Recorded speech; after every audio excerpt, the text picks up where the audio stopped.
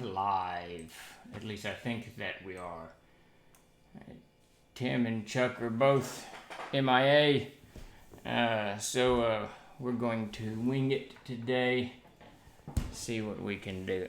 I gotta get a new camera. Nobody needs to see the hand like that. That's insane. All right. Let me unhost that. Okay. I am assuming that we are live. We will wait before we dive into anything. We are here for GM's Tricks of the Trade.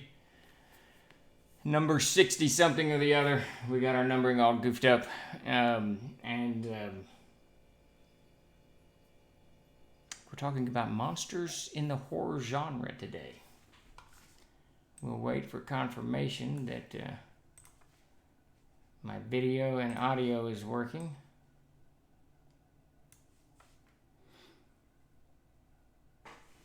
Very cool. All right, I think Tim might be wandering back. Tim, do we got sound? Do we got video? What's going on? You got anything? Am I even live? I think I'm live. Don't know. GM's Tricks of the Trade. 65. All right. Thanks, DM Samuel. Yeah, it's been another crazy week here. But we always persevere. We hear and see you. Good deal. All right. How's it going, Night, Vic, DM, everybody? Yeah. I think really we probably need to reassess what the norm is. I think that Tim has joined us. I think that we all live such, I don't think the internet's helped. We all live such complicated and seemingly never-ending distractions of our lives that every time you talk to someone it's a crazy week. And I can't help but think that, 100 years ago when you were just farming in the hot August sun, that maybe it wasn't a little simpler. Wasn't easier by any stretch of the imagination, but maybe it was a little simpler. maybe the weeks weren't so crazy. I remember when we were driving through a few years ago, me and my family were driving through Wyoming, and I kind of intellectually knew this, but the realization really kind of sunk into just looking at the terrain for hour after hour after hour after hour of driving.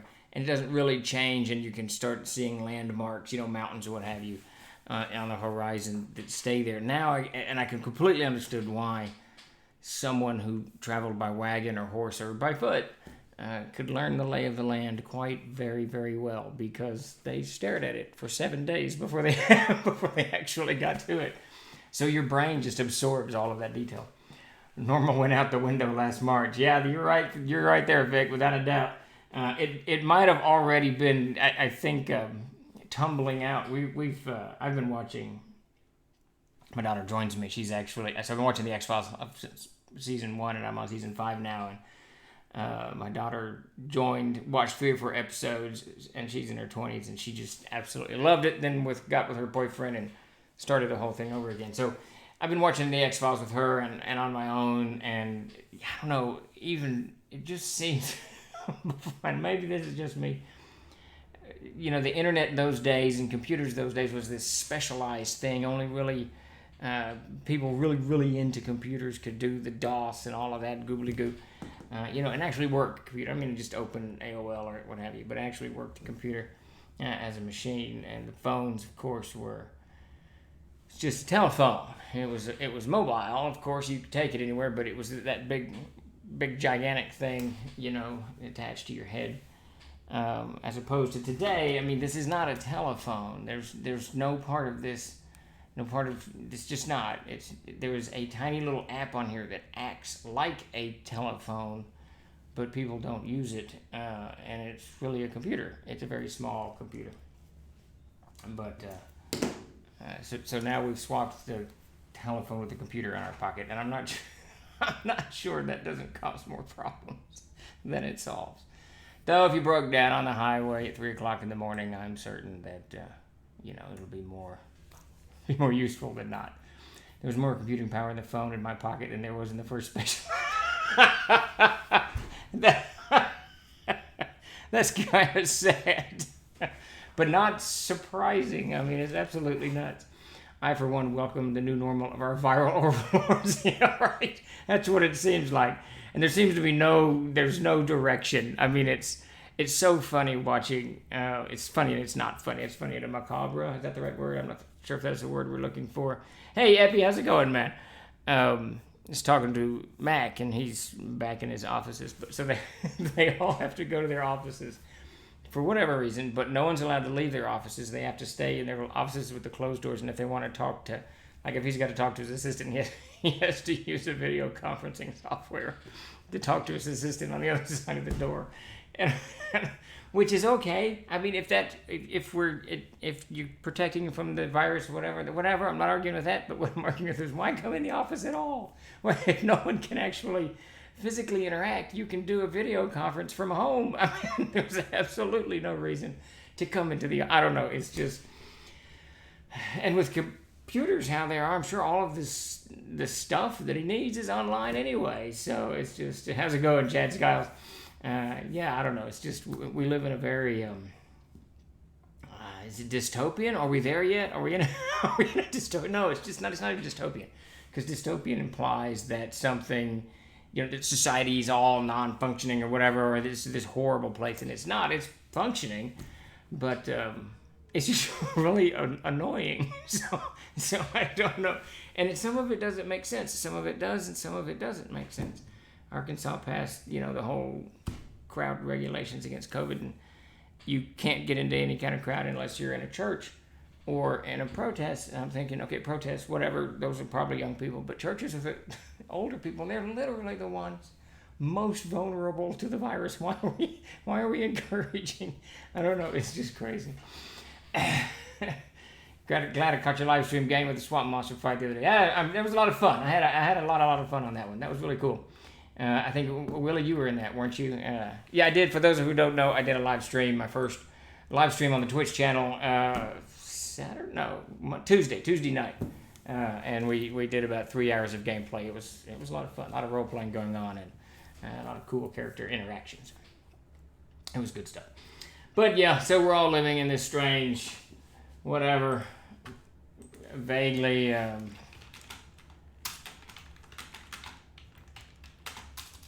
vaguely dysfunctional society. It's not even dysfunctional because it's functioning. We're all eating, right? Food's moving and fuel's getting to where it needs to go. I don't know what's going on. I do know we've lost Chuck for the day. Tim's going to jump in there and fill in, which is cool. And we will be getting into GM's tricks of the trade number. I'm saying it's 65, but I think Tim's telling me it's 66. I got to go in and fix all my stuff. I'm not sure how we got knocked off at 67 or some such business, but it's very cool. We've done 66 of these issues. That's pretty good. Mark, last I talked to him, yeah, he went to see the doctors for some checkup and to get various things, taken care of. And the last I talked to him was yesterday, and he said he would be out for the show today. So I assume getting in and out of a hospital is. We are on 67, says Tim. Getting in and out of a hospital is challenging. I remember when my wife had her third child. I think our third child. It wasn't just hers, it was mine too. I think that, I want to say they wanted her to stay for 24 hours, and she was furious. She just wanted to out of the hospital. She just wanted to get out of the hospital and go home. It's really kind of funny. You should see how the other side of the border is handling COVID. Went to the grocery store and they made me walk through a corridor that spray disinfectant. What the? Okay, I guess. I don't know. I don't know. There seems to be this horrible discrepancy in the way states and countries and people are dealing with this thing, which of course means it's not going to be dealt with in any particularly, good, consistent fashion, not good.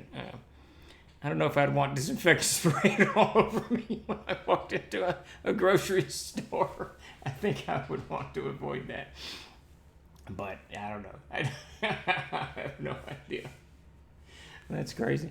Arkansas has been pretty easygoing with it, I suppose, is the best way to do it. We didn't lock down we never locked down. And then the mask mandate came in about 2 months ago or some crazy crap like that. Neil deGrasse Tyson said that having different policies in different states is like having a big section in a swimming pool. That's just it. I mean, if you're not going to do a federal, and even then the federal mandate's got to be everyone calm down and move on, or lock the whole everything down until we have a vaccine, which may never, of course, happen. So really the approach that we're doing it is... Everyone keeps looking back, and I don't know shit from child. I'm not preaching to anybody, but I do know that we keep looking back to 1918 and the bubonic plague, and I think we might want to look back to 1967 and 1968 with the influenza epidemic, and maybe see how we handled it in the 60s. It seems to be a little bit more coherent and a little bit less, I don't know, it's interesting. Yeah, but of course you get, and it doesn't help with the social media, and everyone gets to have an opinion, and every doctor and every whatever, and there's doctors on YouTube telling us what to do, and other doctors telling us we shouldn't be doing this. So those of us who really only vaguely believe in things like vaccines, I still kind of follow the four humors thing. I'm not sure I believe in the whole we have organs type stuff, so, but I kind of go for the humors. Yeah, it's just a lot of confusing information and, and what we're supposed to do and not do, and what works and doesn't work. Until we're all just so tired of it, no one gives a crap anymore. So, haven't decided which side I want to live on just yet, but I did get a USPO box to save on shipping just in case. Well, there you go. Because I tell you, Epi, I've talked about this before, the shipping to Canada or the shipping to Mexico, it drives me bonkers. I get it's more expensive to go to Australia, it's more expensive to go to the United Kingdom or to Poland or Italy, France, wherever. I get that. But literally, Mexico is right across a river. It's right there. It's just, and hell, parts of Mexico aren't even across a river. You just got to cross desert. I don't know. And Canada's, a couple of snow banks, and you're in Canada. So, I don't know. That's the whole shipping to our neighbors to the north and the south. It boggles my mind. But you're probably well placed to actually get yourself a PO box in Mexico just to make sure, because it is ridiculously expensive. It is just ridiculously expensive. How's it going, Pro? All right, I think we've babbled about the virus more than anyone wants to hear about it at any point, at any given day, and we can dive into GM's tricks of the trade. I'm told number 67. I'm still fighting Tim on the numbering of this, but we'll go with him. He's got a better command of math than I do. So let's dive right into tricks of the trade. So this week we're now last week, no chickens today. No, I'm down in Little Rock. I'm not sure where Davis is. I talked to him about an hour ago, but that gives him 60 minutes to get 50 miles from the point of our conversation. So, so there's really no telling where Davis is at this point. But so it's just lonely me today and no chickens. So what we're talking, a couple of weeks ago we started talking about the horror genre and running horror games. And last week, because I was up in the mountains, and Davis and I were kind of hacking out some stuff, we did I don't know what we did for GM's Tricks of the Trade. I think we did a recap or something. I don't know, whatever. But we didn't address the horror. So I revisited the horror. We're revisiting the horror in the next 3 or 4, I think it's the next 3 episodes. And we'll kind of beat this subject half to death. Archive number 3 is what we did last week. So we'll beat the horror subject to death. So today we're talking about kind of running monsters in the horror genre. And I'm not really talking about kind of specifically monsters, but things to do to enhance both believability and the impact that the monster itself is going to have on the players at the table.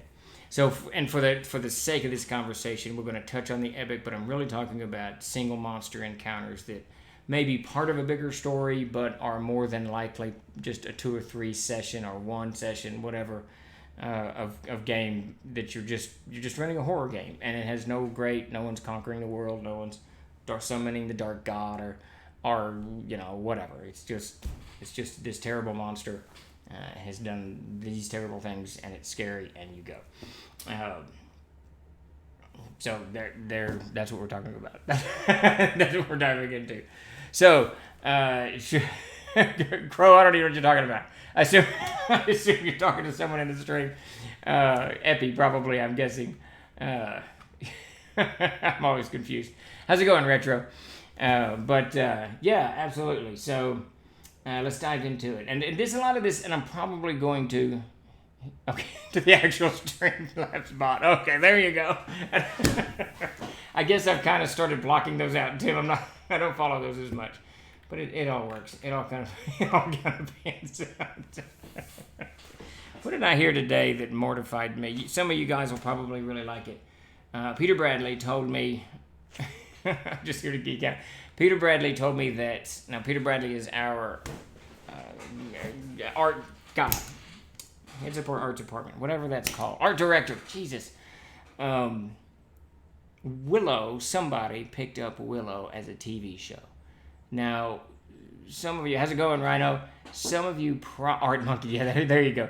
Some of you probably remember the Willow movie. It came out in the 80s, I think, mid-80s, something like that, and it was kind of a, I don't know, whatever, to take on the Hobbits type thing, and moving dwarves or whatever, and saving, I can't remember, I don't even remember what the movie was about, but I didn't care for it that much. I don't know why. It was too kind of lovey-dovey for me. I like a little bit more grim and realistic. But for those of you who like the Willow franchise, apparently it's going to be a TV show rolling down the pipe. Ron Howard is somehow involved. That's my news, my geek news item of the day. Love the subject though. Great topic. Making monsters really scary at the table can be a challenge. It's very challenging. I think you're right. So let's with Crow's redirecting us back to subject on hand, because God knows why I got on Willow, but. Let's see. Yeah, had Val Kilmer. Yeah, he was good in it. I like Val Kilmer, and I liked the dragon, but the rest of it just didn't resonate with me. I'm not really sure why. And I like fairy tales, and that's sort of what we're talking about right now is fairy tales. So one of the things that I would recommend that you do as you're prepping for some kind of scary adventure, scary horror based adventure, is to start reading some fairy tales. Just 4, 5, 6, 10 of them. It doesn't matter. Most of them are very short, 3 or 4 or 5 pages, just to kind of get you an idea of this element of this human element, this moral element, and the horrors tied with it. I mean, obviously, Hansel and Gretel has a scary aspect to it. Cinderella certainly does, with greed and all of these other vanity and other things that are tied into it. And then the Pied Piper, of course, that classically taking the children away to kill them in whatever a mountain stronghold. So just reading a few fairy tales, I think, will help you kind of get your head into the mindset of a monster, and that's what you want to do. And you don't want to go with the tropes of the monster's just getting treasure or he's just a bad guy. We're going to talk here in a little bit about motivations for the monster, and the more you kind of do that, the better off, the more believable the monster becomes. And fairy tales, as unbelievable as fairy tales are, they have this germ of truth in them, because they're designed actually to impart a moral or some kind of lesson. That's really what fairy tales are generally designed to do. We all ignore the AIs among us until they suddenly strike and take over everything, even TLG stream. Oh, that's scary. There you go. Thanks for the bits, Crow.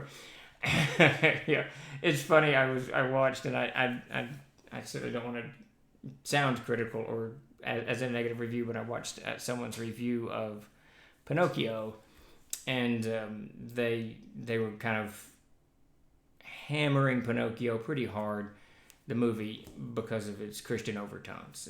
There's just all kinds of things in there that didn't have these Christian overtones. And I was watching it, and I was just laughing the whole time, thinking, honestly, the whole purpose of a fairy tale is and a fable is to impart a lesson in it. And for a Pinocchio, which was written by a Christian in a Christian society for a Christian audience, if it didn't have Christian overtones in it, or undertones, whatever the word is, it would be a disaster.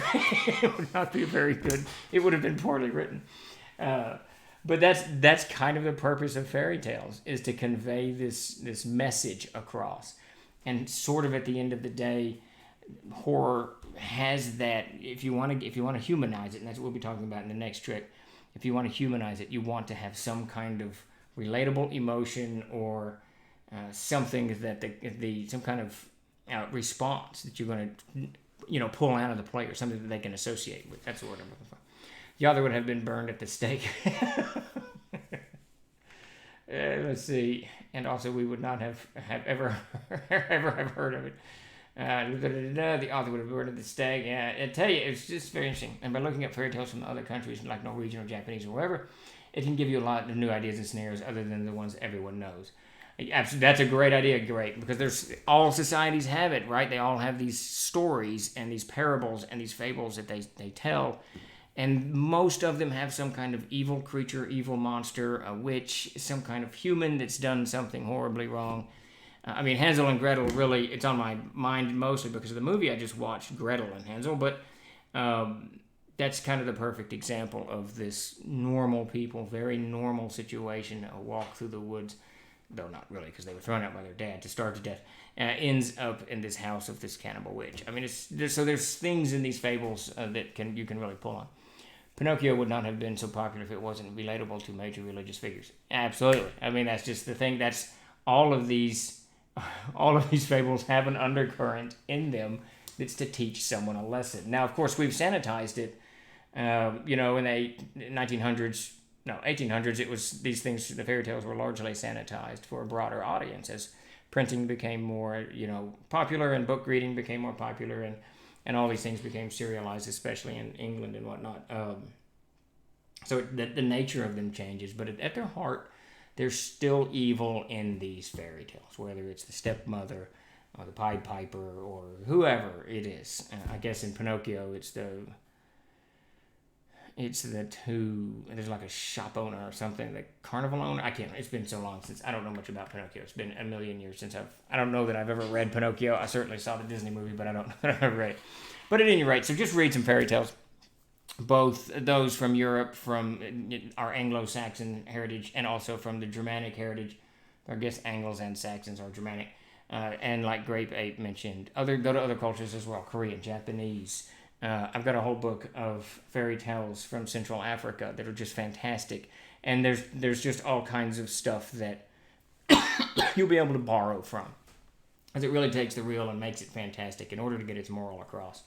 And that just gives you an idea of where you want to go with magic, where you want to go with something other than the mundane, other than the serial killer, whatever. All right, so without Chuck today, I had to put these panels together.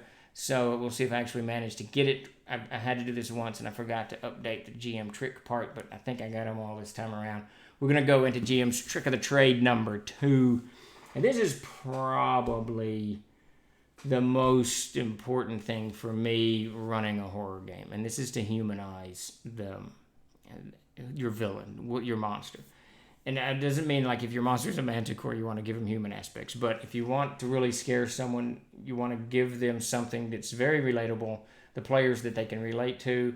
And if you give this monster some kind of human motivation, whether it's love or whatever emotion like that, hunger, it doesn't matter. You can borrow from the 7 deadly sins, whatever it is, greed. Just give them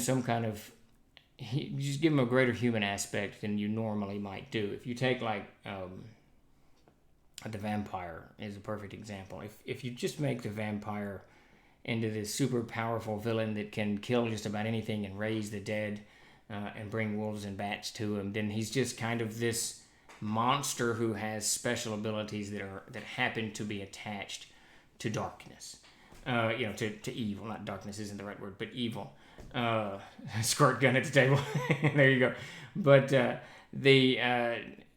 but if you humanize him, if you take that same character, that vampire, like Lestat from was it the Vampire Chronicles? Is that what it is? And you humanize them, and suddenly, if you take those two vampires, I can't remember. I've never read the books. I only saw the movie. So it's Lestat and the other guy played by Brad Pitt. If you take these two vampires and suddenly they're very human and they have human emotions and they have human desires, yet they are monsters inside, especially the Brad Pitt character, you can't. It's terrifying. I mean, it's horrible to look at that, because then you can relate, because you have those same drives, even if you suppress them. It's just something that you can relate to. It makes it a little bit more real, a little bit more terrible, because it's real. When we read about serial killers, the reason it's so horrifying is because it's so very, very real. It's not like, I mean, when you read, I don't know, what is it, Bobby R. This is a book about the horrible genocide in Russia that the Einsatzgruppen used during World War II. That becomes this kind of mind-numbing. It's horrible beyond imagining, because it's beyond imagining. But when we get into Lestat's character, we can kind of associate. This is just someone who has Louis, yes. It's Louis, I guess. Yeah, Louis. It's a very good movie. It's an insanely good movie. I'm assuming I'm Asking You is a bot there. Tim, are we being Deliverance? Deliverance for free? Deliverance is a good movie too. Now that I'm Asking You brings it up. Deliverance has that very, you look at the villains in Deliverance and it's this, well, this bot helped me kind of make my point here. It's very well timed there. Deliverance is a terrifying movie because of these what do the Trailer Park Boys call them? The hillbillies? the hillbillies. They're scary because there's something that we can relate to. There's something that we can believe is actually there, right? So these hillbillies these hillbillies where I can't remember where Deliverance takes place, Tennessee, I think, become very real because that's something that we can encounter. That's something we could go into the woods and run into people like that, and it's absolutely terrifying. So humanize them. So take your villain and make them just more human than human. And that, of course, line comes from the movie Blade Runner. I can't remember where that line is. I don't think Roy Batty says it, more human than human. Or maybe he does. Is it the... No, it's the engineer, the chess player, I think, says it, more human. I don't know. I can't remember where he says it. But it's the perfect thing. That has a double meaning in it, of course, because in Blade Runner, the androids are being made to be more human than human, but as they are able to develop emotions over time. I think it's the Tyrell Corporation's slogan. I can't remember. I gotta go watch Blade Runner again. White Zombie said it best. All right, here it comes, retro. But yeah, so just make the villains human. Give them some kind of human aspects to their characters that the players can actually relate to. While we're waiting for Retro Zombie to quote White Zombie, our retro gamer, to quote White Zombie, I want to welcome everybody for GM's Tricks of the Trade number 67. We sure appreciate you stopping by. If you have not, please give us a follow. We're here every Thursday at 4 o'clock and jibber-jabbering about GMing and all kinds of goobly-goop. I don't know what White Zombie said, retro, so you're gonna have to type it out. Isn't that a band? Is White Zombie a band? It's not Blue Oyster Cult or Blondie, so I'm not sure where it lands on the spectrum. Yeah, humanize your villain, humanize your monster, give him something. They have a song called "More Human Than Human." Oh well, there you go. maybe that's where Philip K. Dick got it, or probably vice versa. I just can't remember. In the movie, he said "more human than human" as part of the chorus. There you go. I can't remember. Now I'm gonna have to look it up because it's driving me absolutely crazy. Literally, Blade Runner is one of the few movies I've actually been able to quote my entire life because I've watched the movie so many times. But it's been a while. Let's see, Blade Runner. More human. It pops up. There's so many insanely memorable. Look, White Zombies. White Zombies thing came up. Yeah, that's fantastic. Where does he say it? They're just showing. Oh, so it's Commerce is our goal here at Tyrell. Okay. Human is our motto. Racial is an experiment, nothing more. I'm gonna turn that. Can you guys hear that? Commerce is our goal here at Tyrell. More human than human is our motto. Rachel is an experiment, nothing more. So it's Tyrell. Tyrell actually says that in the scene where they use the voight comp on Rachel's character, and it takes what's his name, Deckard, so very, very long to discover that she's actually an android because she doesn't know it. And then Tyrell says, "Commerce is our business here. More human than human is our motto." I have to listen to the song though. But how's it going, Fowler? But yeah, I mean that basically what you have in Blade Runner is the perfect example of taking a villain, taking a monster, and making it more human than monster. That way, your players can latch onto that and believe what's going on, and the whole thing becomes a little bit more, just a little bit more. All right, with that, we're gonna dive into Trick of the Trade number 3. Let's see if I'm gonna get a Dr. Pepper too. Let's see if we did it. Focus, they're evil. So this is another thing that I ran a horror game not too long ago, and I thought it went fairly well. Though some of the players got a bit frustrated because they couldn't unravel the plot as quickly as they normally could. But one of the things that I learned in the course of that is to keep your villains, to keep them very focused. If you're doing that, again, to reiterate, we're really kind of talking about games that you're running 1, 2, 3 sessions. That's just a horror genre game. You're not really trying to conquer the world or summon the dark god or whatever evil god, the red god that you're plundering the earth with. We're just kind of talking about running typical games. So take your villain. You've already humanized it. You've made it a little bit, have the shell of humanity about it so that it's got motivations that your players can understand. And now focus its evil. Don't focus it on conquest of the world or overthrowing this religion or destroying this ancient whatever. Focus its evil. Take whatever human aspect you gave it, whether it's greed or lust or whatever emotion that you kind of tied to your thing, and narrow its focus on whatever it's trying to do, whatever it's trying to achieve. Wait, what is it? Yeah, so if it's all very, very believable and it's all very, very real and they can grasp it a little bit better. The game I ran Tuesday, which was kind of a horror game, it kind of had that sense about it, was built with that kind of in mind. It was really just these gnolls kidnapped this woman to sell her to the hag so she could have some food. They're basically just feeding the hag. There's no other huge thing going on here. There's no armies of gnolls or the hags trying to seize the crown of the whatever. It's literally just food for her.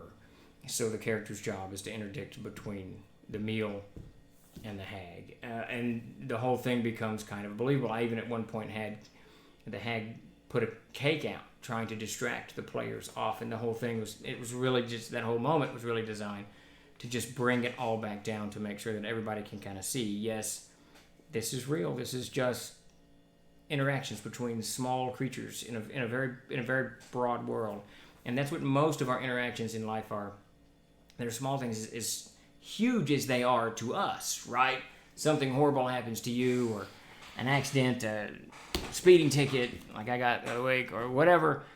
This momentous thing to you, in the big picture of the world, it's very small. I mean, it's not going to resonate very much for the most part. There's occasionally that breaks. Knowles and Aird with a fighter splayed out on a wagon wheel, arms twisted in between the spokes of the wheel. Yeah, I remember. Ultra Magnus was there. Well, and that was what I was trying to convey there, is a sense of just what, I mean, and that's what evil does.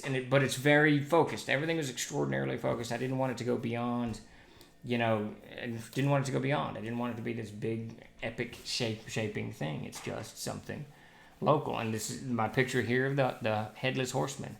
He's just a local haunt. He's not, terrorizing the planet. He's not whatever. He's just, I haven't read that play or that poem in 7,000 years, but he's just Smoky Holler. Is that it? Yeah, it's a Smoky Holler, right? He's just terrorizing that one area.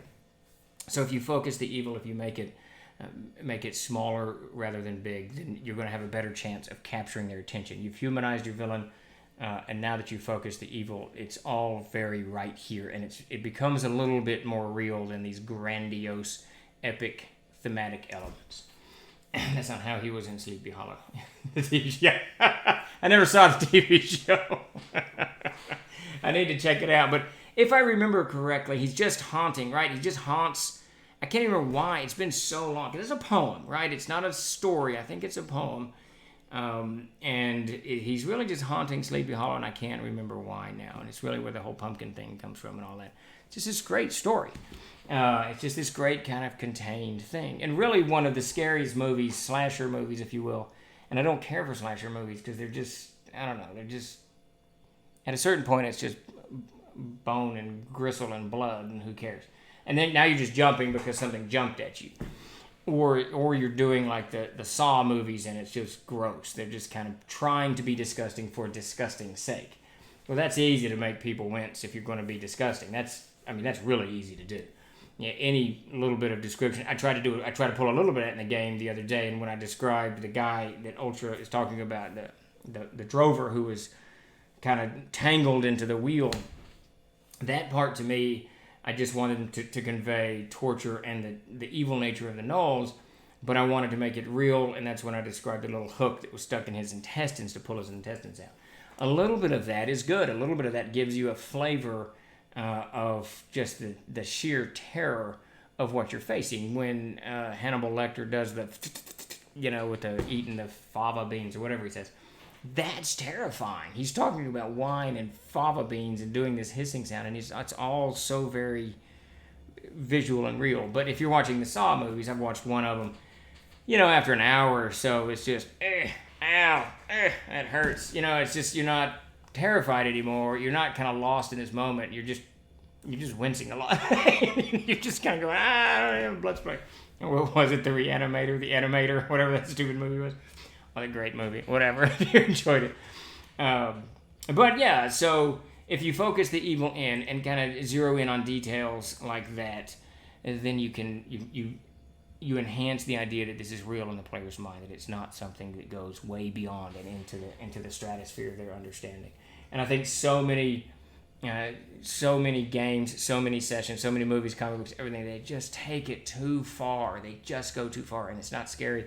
And they think they're being scary, but they break their own stride and go into the unreal. And you're like, well, it's because as soon as you break that bubble, right? Once you're under that suspension of disbelief, it's done. You're out. You might be grossed out, but you're done being scared. Now you just gross stuff. Clearly communicated and set the pace for the game. These are not the regular 2-hit dice gnolls, and maybe they were, but it didn't matter to us. Yeah, well, that's one of the things that when I set up the scenario, it really started with a trickle of blood that was coming down the hill. I wanted the blood to be somewhere that it shouldn't be, right? But it not like a wave of intestines, or whatever. It's just a trickle bit of blood. So it's here, and it just draws everybody's attention to it. It does one of those things I like to do, and I talk about this a lot in these GM's Tricks of the Trade, is to bring color into it, especially stark color, and blood is very stark. Red, is very stark. So that kind of set the tone. The funny thing about that encounter, Ultra, I had the next stage of it was when, I think, Willie, weren't you the Primal Druid? When the Primal Druid was going up and was to go over, the first thing the Druid was supposed to see was the man laying there with his hand. But then he got knocked off camera, and we had to adjust very, very suddenly, and I completely forgot to do the description of the man laying at the top who was actually bleeding down the hill. So it was a little bit interrupted there. But that's what I was going for, is I really wanted to set the tone that these gnolls are ferocious, and they're evil, and they're unforgiving, and there's something to be reckoned with. Whether you're tough or not enough, you'll learn that soon enough. And of course, the gnolls really had very little to do with the overall adventure. They were really just to kind of get you to draw you into what I wanted you to fight, which was the worm and the hag in the woods. The abject spectacle, but thank you for that. Much appreciated the compliment, Ultra Magnus. The abject spectacle of it pulls you out of suspending your disbelief if it's just gore, gore, gore, gore, gore. Yeah, that's exactly right, DM. And it really, and there's a lot of movies. That's what I started to say is one of my favorite of those slasher films. I don't like them normally. It's the first Halloween. Now, that first Halloween is downright terrifying because it's just a mental patient who has escaped. Now later they go crazy with it, but if you're just watching it on the surface, it's just someone who murdered his parents or murdered somebody. I can't remember anymore, and he's escaped the asylum, and now he's out. So now you've got this homicidal maniac who's put a mask on for whatever reason, and that's scary. It's very, very real. Now, his supernatural aspects, I think, come later when they kill him and they have to bring him back. Honestly, that's a franchise that should have died at movie 1. Should have never been a franchise, and then it would be a classic horror movie like Silence of the Lambs. Of course, I guess there's more Silence of the Lambs stuff, but it's one of those movies that should have just kind of stuck. It was just great, great, great, great story. The Friday the 13th always missed because they didn't humanize the villain. He's just some dude who comes out and you can chop him up with chainsaws and he's back at you. It's just ridiculous. How were they able to defeat a Knoll god? He wasn't very strong for a god. They didn't defeat the Knoll god at all. The Knoll just sold the woman to the hag and went on. But what I was trying to convey there is the sheer the nature of the Knolls, and it aired. And I really need the next codex will have this more explained because I noticed it's not really in it. In the world of aired, Knolls are ferociously vicious creatures. Their only purpose is to fight. They have no other purpose. There's no part of their genetic wiring that you can deal in peace and love and try to come to an accord with a Knoll. You're just not going to do it. They love to fight. If you're not fighting them, then they're just assuming that you need to be killed so that they can go find something else to fight. I don't use them often for that reason because I don't want them. I don't want 48 million homicidal maniacs running around the world of air. But that's their nature. Their nature is to wage war. They're just extraordinarily aggressive creatures, and they carry that over because their gods are evil and they are evil. It just carries over. But they did not actually fight the Knoll god. In my games, you don't ever fight gods. There's not any fighting gods. I don't even stat gods out. In fact, in Gods and Monsters 2 that we've got coming out, we're not statting anything. There's not going to be armor classes or any of that crap. Gods really are not meant to be fought. They're just meant to, do whatever gods do. Whatever they do in your campaign. So this part number 4 is just kind of reiterating number 3. Because in number 3, we're talking about focus your evil. And in number 4, it's kind of the same thing. Extraordinary Vicious Warrior sounds like my first 2 deployments. Yeah, there you go, Crow, yeah. You don't want to have any of that brought back to you, of course, but yeah, I mean, that's kind of the way I wanted something. Bugbears are sort of this way. I just don't like the name Bugbear, but I wanted something in there that's just, because there are warriors that fight for the nature, just for fighting, right? Not evil, that has nothing to do with it. Now, Knolls are evil in Eric, but there are some that just love to fight, and it's just the way it is. Especially when hungry, wet, or tired. It gets worse and worse as the levels of discomfort go. Reminds me of an interview I saw the first Gulf War where we were doing the what was it, the second? It might have been the second. I can't remember where we're putting troops forward in forward bases with supplying the helicopters so that the infantry and the tanks could catch up with them in Iraq. And the press were at one of these things. And I can't remember exactly what she said, but she said something like, do you have enough food? You're way out here in front, do you have blah, blah, blah? And he goes, we are always hungry. We never have enough food. Now, I had just gotten out of the Army, so this would have been a second, because I had been in the Army. This would have been a second Gulf War. And I said, as soon as he said, they don't give us enough food here, we're always hungry, I'm thinking, I was in the Army, I was always hungry, and I wasn't even deployed to a war zone. So you're probably getting enough food. You just want more because it's hard. You get hungry easy. Any attempts to deal with HP, I find that this mechanism archaic. There has to be something better that drives the story.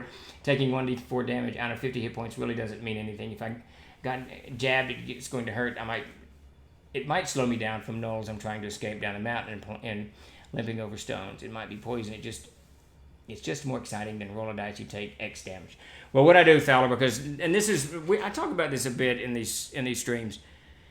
At the end of the day, we've got to have some kind of mechanic that actually governs what is happening at the table, whether it's, how to hit or how far the spell goes or whatever is going on. And hit points, as cumbersome as they can be and as unrealistic as they can be, because I know some systems have, how's it going, Green Lungton? Some systems have hit points for the arms and the torsos and heads. I don't do that just because it's too much to keep up with, but you've got to have some kind of mechanic. Now, that said, what I try to do if I'm trying to convey some kind of horror is I personalize the damage somewhat.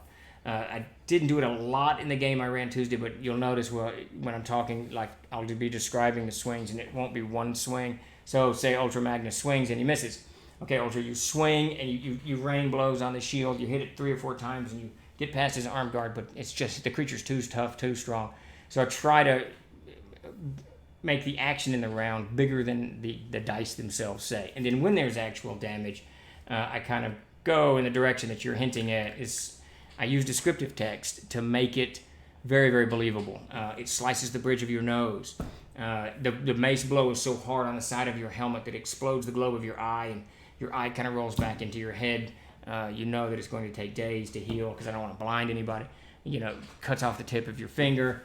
It's just something like that that brings that nature of the hit points into this kind of gruesome, that's not the right word, but this kind of realistic thing. So that's generally, Thaler, that's generally how I handle the hit point thing, to keep your mechanic alive and not abandon it, but also to have some kind of, emotive reaction going on at the table. Now I reverse that as well. I want the monsters to be eviscerated and damaged and whatnot. So the whole thing just becomes kind of a little bit more real.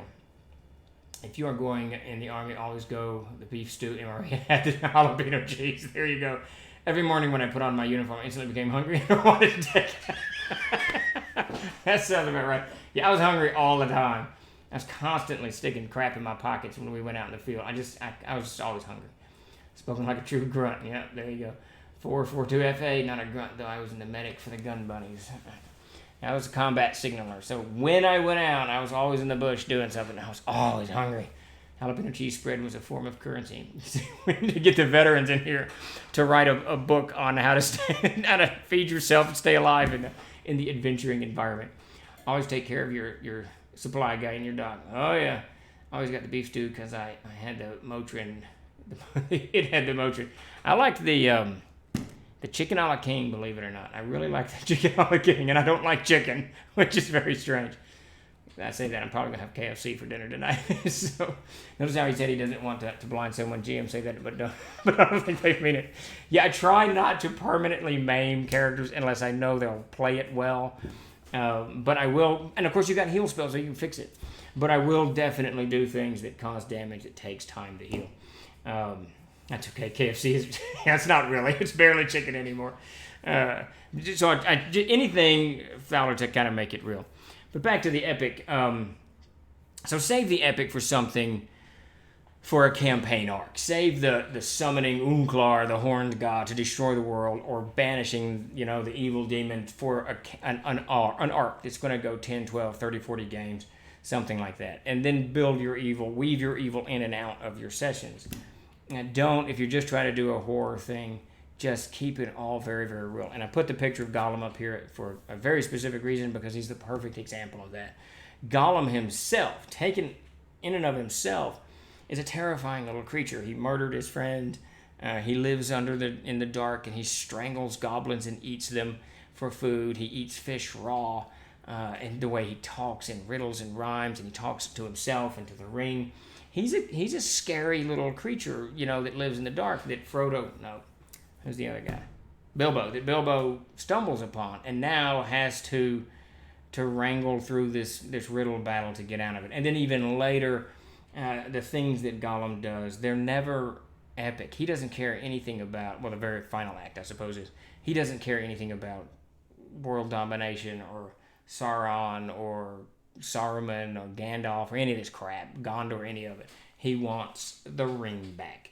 He wants to get the ring and go back to his house and eat fish and strangle goblins like he's been doing for the previous 500 years. And that's just a little murderous creature. So Gollum becomes this kind of perfect example of how not to do the epic. He's strung into this epic campaign But he's just a small part of it. He's just a small part of that story. So that type of character, that type of monster, is kind of what I'm talking about, to avoid the epic. Now that doesn't mean, because I have run my big game that led into the creation of the Codex of Erd was actually just that. The dark god had conquered the earth, had conquered Erd, and he needed to be banished. So we ran the game for years, not 3 years, until they actually successfully banished the dark god.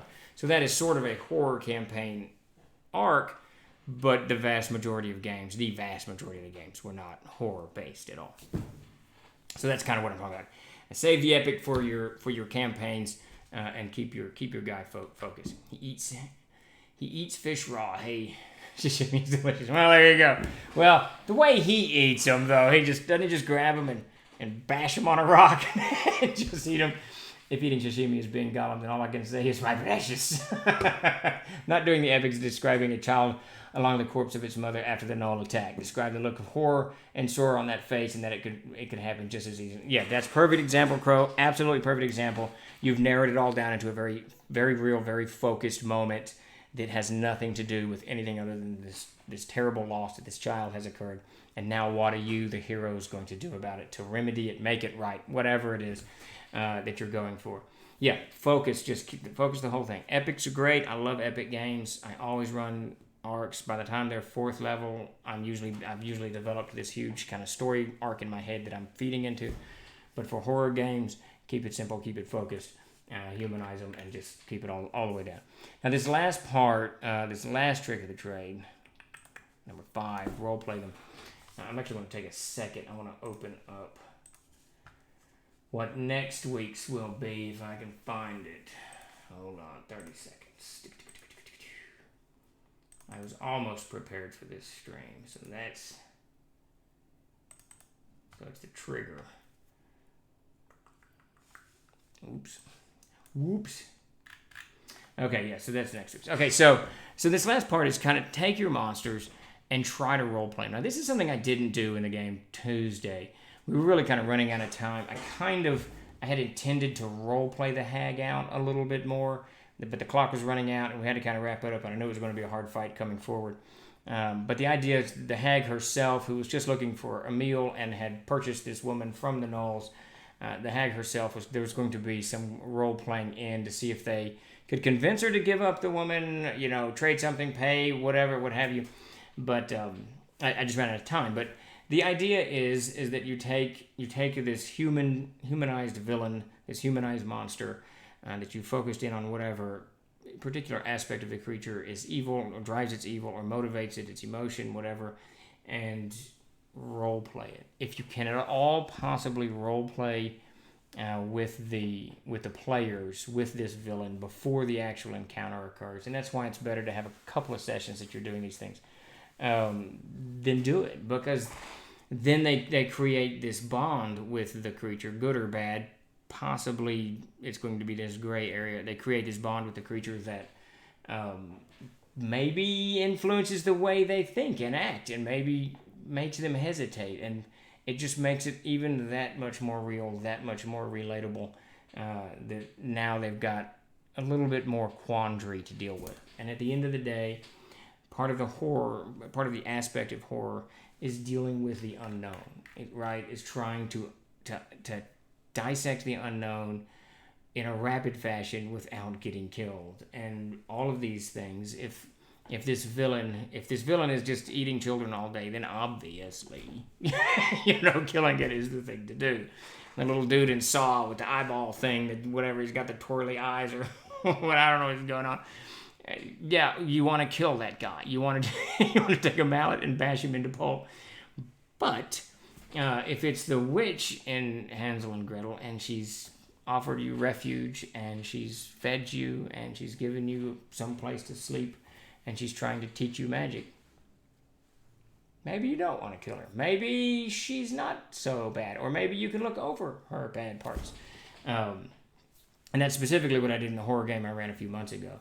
Is they encountered the witch a number of times, and I tried to very, very humanize her. And there's a few role-playing sessions that played out very nicely. Let's see.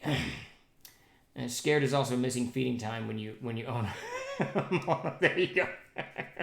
My Egyptian-style game starts back up this weekend. Really looking forward to running it. Very cool, Green Luton. I assume that you've got. The Codex Egyptian in hand.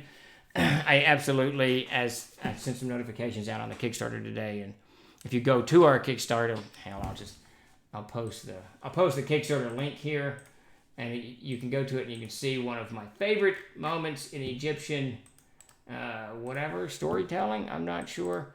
If you click it and just go within the first paragraph, you'll see Yul Brynner delivering his Ramses. So let it be written, so let it be done.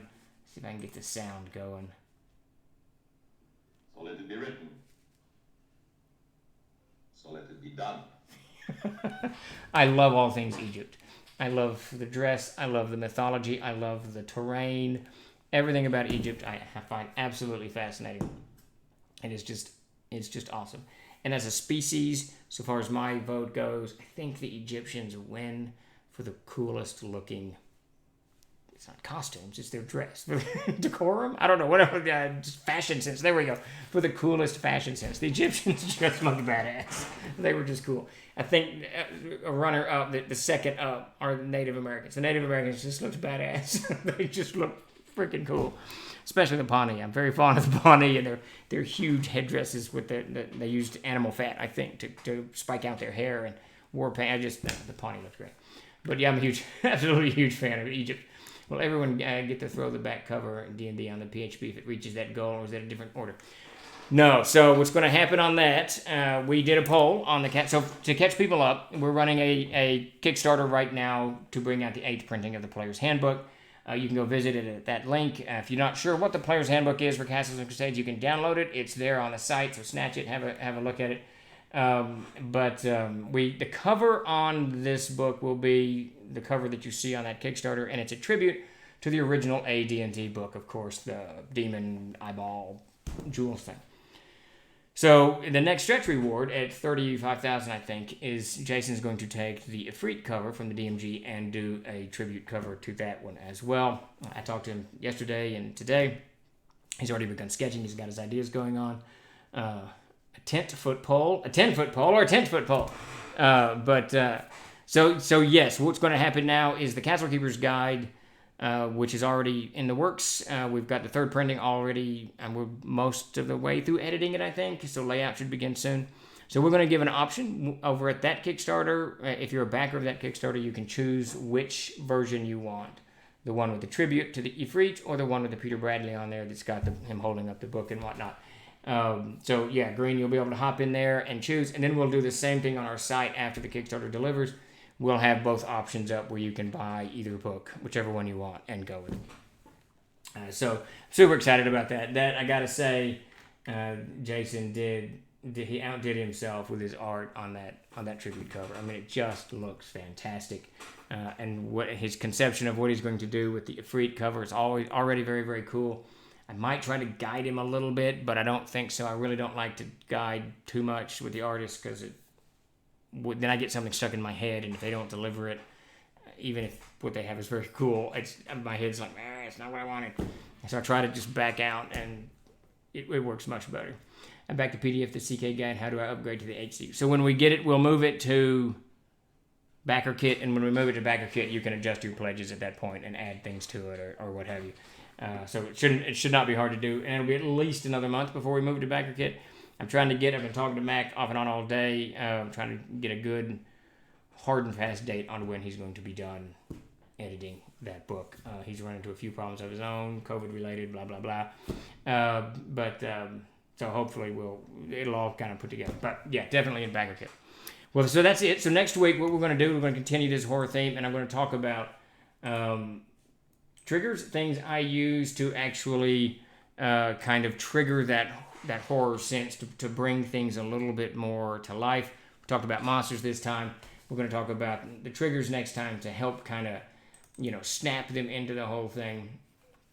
And then after that, we're going to talk about something we already touched on with Fowler's question on things to do actually mechanically wise to make the whole thing a little bit scarier, trying to think if we've got, and then we're done with horror, I believe. So, hey, a couple more tricks of the trade on horror, and then we'll move on to other topics. Let's see. Great news, upgrading to the leather. I figured that, but it was figured I'd ask. Should I make the part spend half the day traveling through the desert? Yes, absolutely, always yes. Make them travel. Overland is fantastic. It gives you so many opportunities to do so many things and introduce NPCs, monsters, encounters, the terrain, to use weather, to force them to use spells. Yes. Yes, green, 1,000 times yes. Well, that's it for us today. And we will be back next Tuesday for Ask Me Anything. We'll try to have Davis on as well. And then again on Thursday for GM's Tricks of the Trade. And of course, 7 o'clock on Wednesday, we do Haunted Holler. And we're gearing up for me to do more live games here on the Troll channel. So join us for that too. Thank you all for showing up. I surely do appreciate it. Crow, Grape Ape, Green Lantern, Rhino, Fowler, everybody. Love the comments and questions. Let's keep them coming. And we will see you Tuesday. All right, all. Take it easy. See you later, Evie, DM, and Commander. All right, how do I stop this thing? Stop. There we go. All right.